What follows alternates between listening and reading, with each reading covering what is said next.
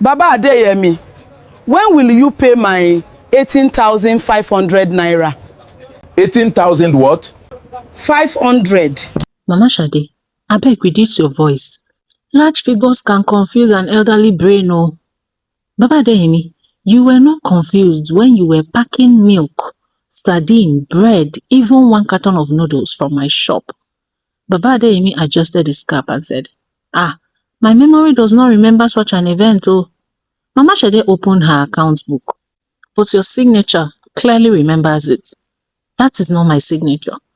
It is your name. Anyone can write Adeyemi. You also wrote retired headmaster.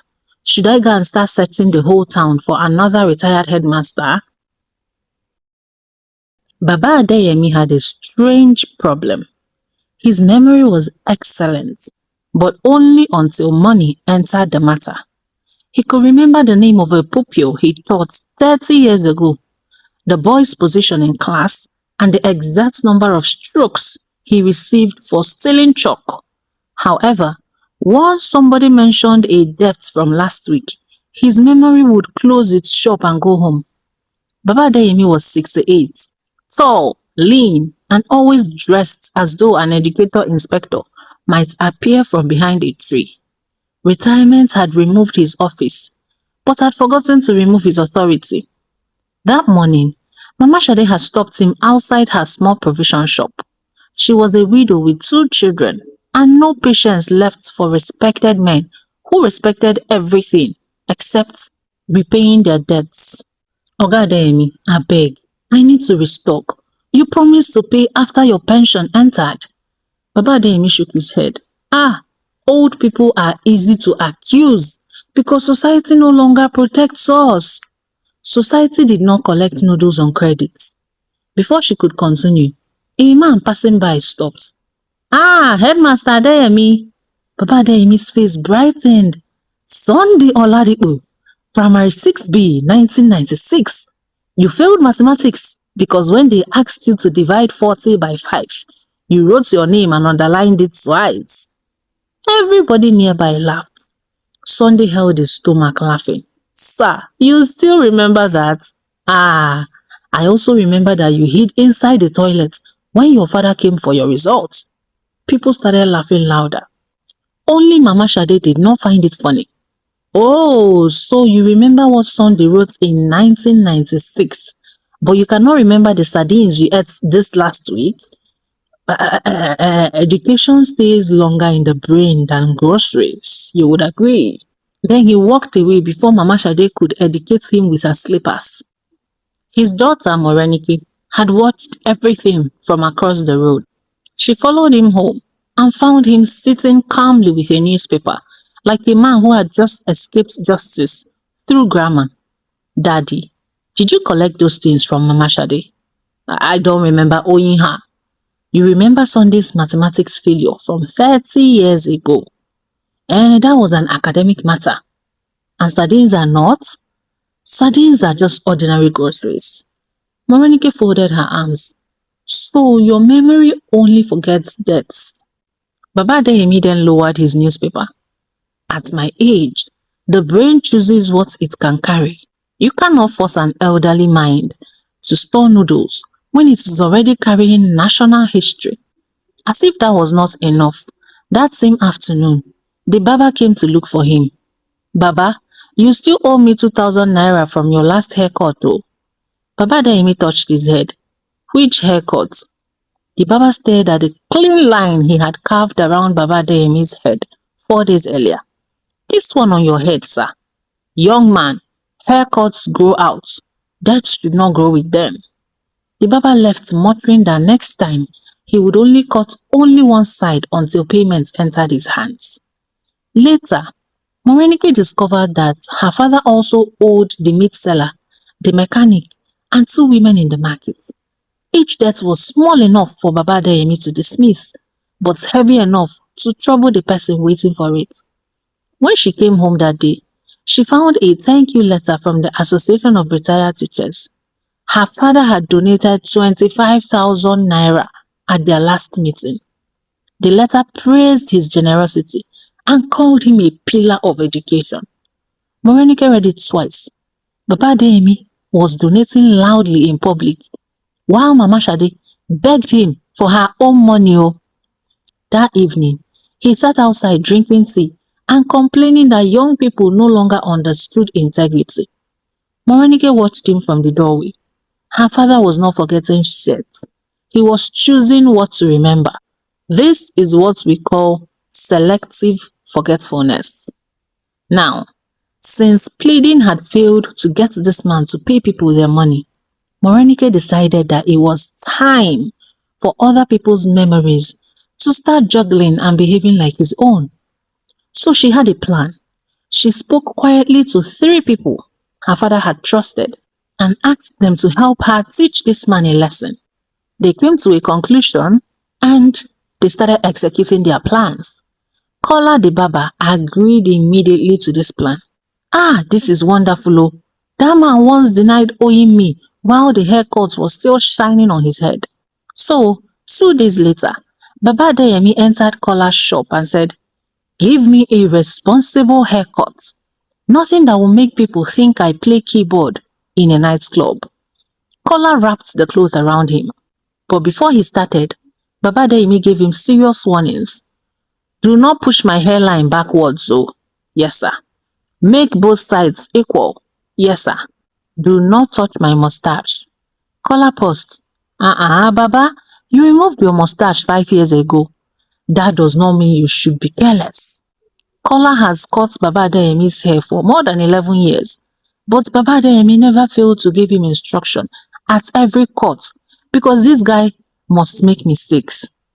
After the haircut, Baba Adeyemi counted 2,000 naira into Kola's hand. 1, 2. Let there be no confusion, Abi.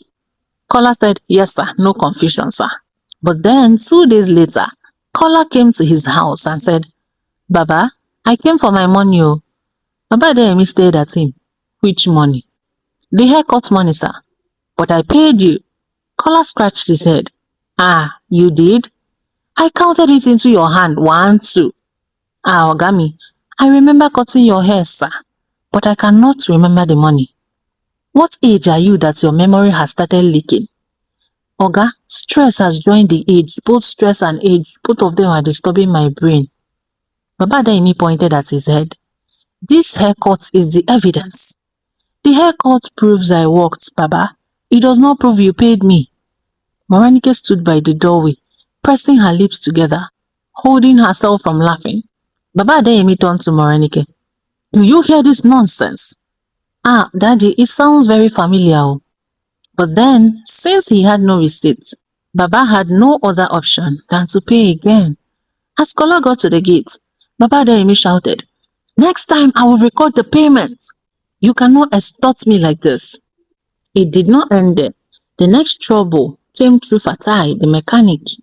Baba Adeyemi had paid him 3,000 naira for repairing his old Peugeot. He even made him count it aloud. The following afternoon, Fatai appeared at his house. "Baba, you have not paid me, oh." Baba Adeyemi nearly dropped his tea.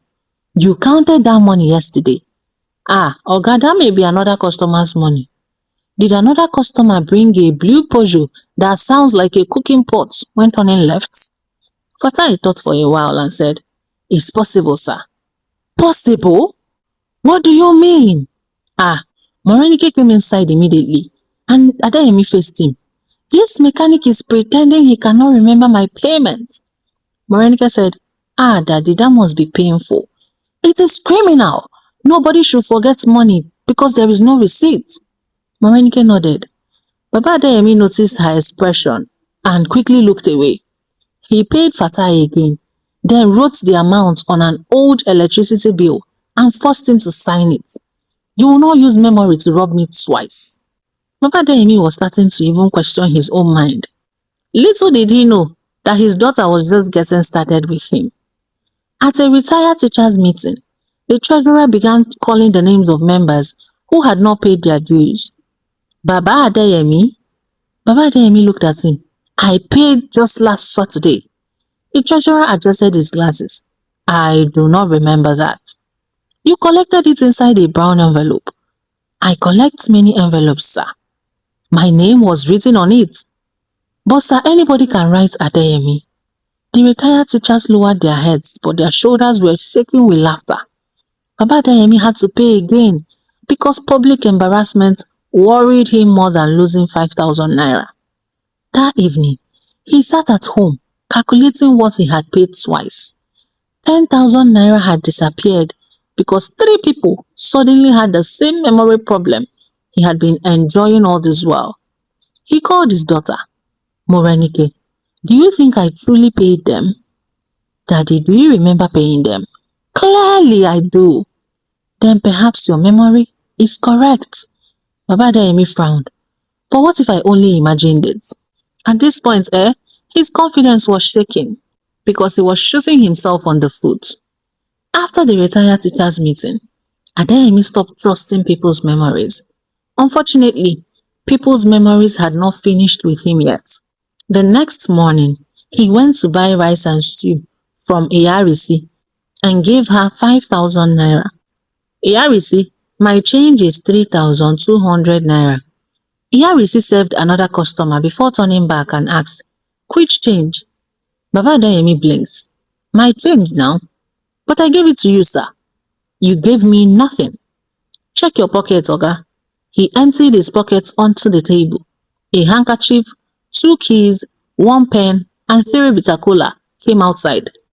Do you see any money here? Ah, that does not mean I did not give you. Baba pointed at her plate of stew and said, do I look like somebody who will forget 3,200 naira because of your rice and stew? Iyarisi looked at him calmly. Baba, you have forgotten bigger things before, so we wouldn't be surprised. The customers laughed, while Baba Adeyemi left without his change, warning her that heaven kept records and God would judge her. The following day, Dele, the newspaper vendor, stopped him. Baba, you owe me for 3 weeks, so Baba Adeyemi almost dropped the newspaper in his hand. I pay you every morning. Baba, you collect newspaper every morning. You know they pay me. Yesterday I gave you 500 naira. You greeted me, collected my paper and walked away, sir. You didn't pay me. I paid before greeting. I remember the greeting, sir. What about the money? Dele tapped his head. Ah, sir, my memory only remembers you buying, not paying. Papa Adeyemi searched for a witness. The only creature nearby was a goat chewing cardboard. That goat was here yesterday? Dele folded his arms. Then ask it. The goat continued eating as if court matters does not concern it. Baba Adeyemi paid again and demanded a receipt this time. Receipt for 500 naira newspaper? Dele asked. Even if I buy air from you, write it down and give me. Ah! The final shock came from the pharmacy. An attendant Baba Adeyemi trusted called to say he had not paid for the medicine he collected the previous day. This time, Baba did not argue for long. He gingerly paid and walked home. By evening, he had bought a small notebook. Across the cover he wrote, Money I have paid with my own hand. And from then on, every single transaction became a government project. When he bought granuts, he would write the seller's name, the amount and the time. When he paid 200 naira for shoe polish, he made the boy sign. Baba, I cannot sign. Use your thumb. When he bought sachet water, he demanded a receipt. The girl laughed. Receipt for water, ke? Yes, so I do not want you to come tomorrow and claim that I drank for 3 weeks on credit. Soon, Baba moved around with 2 pens and a small ink pad. Even people selling boiled eggs had to provide evidence. One evening, Morenike found him counting the money in his wallet again. Daddy, why are you writing everything down? He lowered his voice and said, People are taking advantage of my memory. Oh, that must be very painful. Of course it is very painful.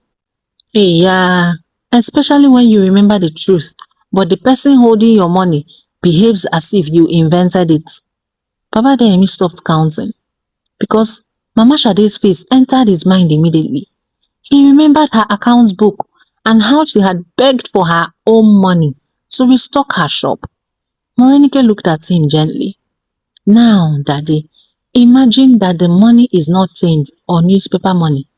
Imagine that your children depend on this money.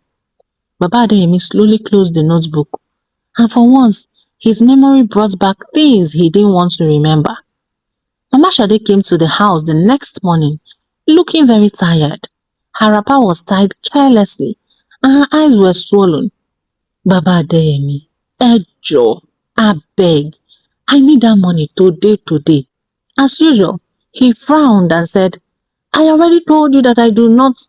My son is sick, sir. Abeg, just help me.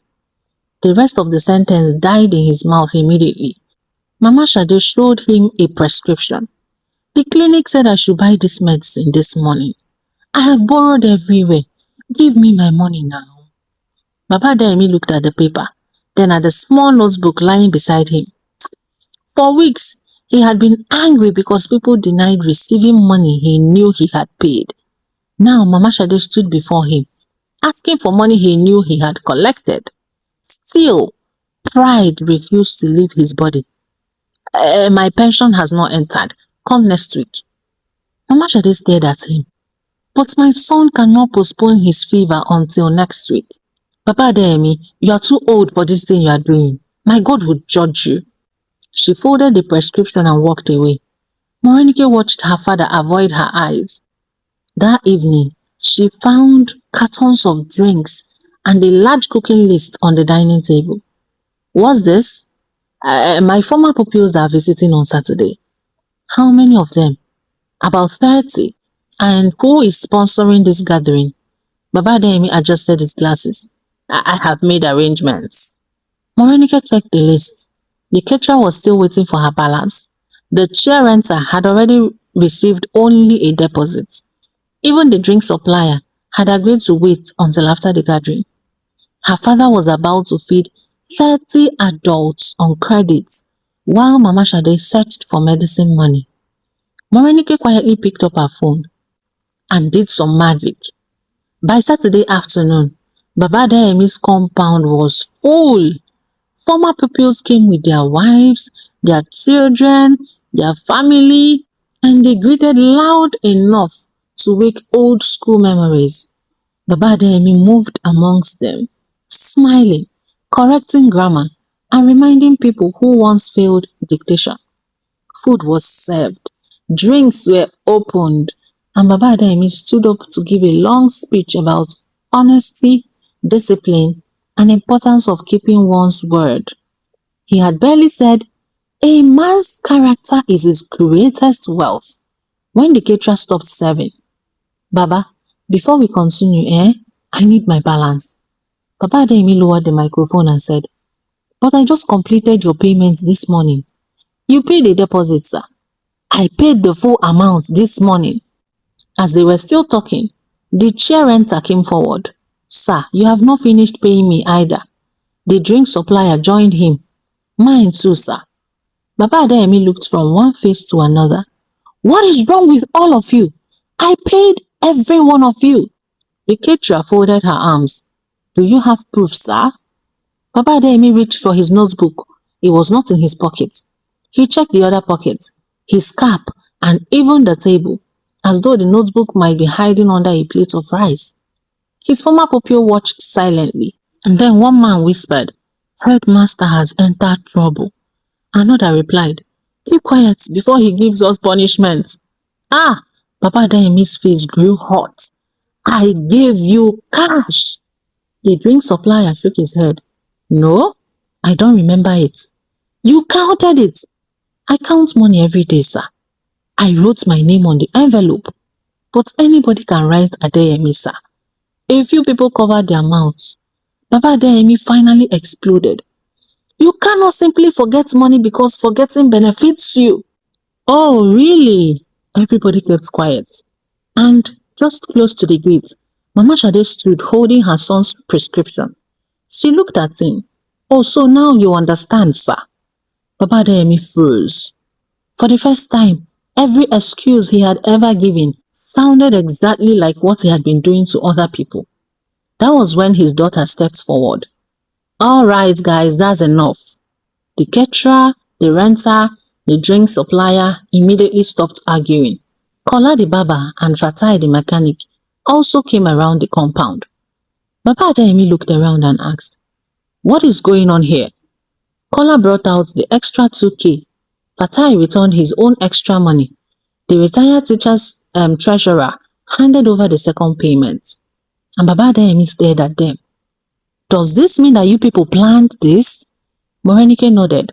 "Yes, they did. We all did." His face tightened. "So even the barber?" "Yes." Baba Adeyemi turned to Kola. "You collected my money twice and still gave me the same crooked haircut." Kola touched his chest. "Sir, the second payment was for memory treatment." Some people laughed. And then Morenike brought out a list. "These are the real people you owe. Mama Shade, the meat seller, the mechanic, even Kola here. I did not do this to disgrace you. But you were using old age to take from people who could not afford to lose money." Papa Adeyemi slowly sat down. "I remember the debt, so," he admitted. Mama Shade's eyes filled with tears. "Then why did you deny them?" He rubbed his forehead and said, "After retirement, people stopped looking for me. I was no longer the headmaster everybody respected. Donating money, spending freely, even borrowing money made me feel important again." Morenike sat beside him and said, "But then you were using the wrong people to carry that your importance." Baba Adeyemi nodded. He apologized profusely to each and every one of them. He paid Mama Shade immediately with extra money for her son's medicine. He promised the others proper dates and wrote every payment inside his notebook. Then he apologized. No long grammar, no long speech. Some weeks later, he came to buy milk from Mama Shade's shop, and she reached for her account book. "Should I write it down for you?" Baba Adeyemi quickly brought out cash. "No, my memory is fully awake. Take your money." They laughed, and that was it. From that day, Baba Adeyemi never ever claimed to have selective forgetfulness ever again. He learned his lessons. The end. And with that, my paddies, we've come to the end of today's story. If you watched till the end, then you are the real MVP paddy. I appreciate you so much. Kindly like this video and share it with everybody you know. Thank you so much. Don't forget to subscribe if you're coming across my channel for the first time, because I promise you, we release premium stories back to back, and you're going to love it here. Until I bring another story your way, bye.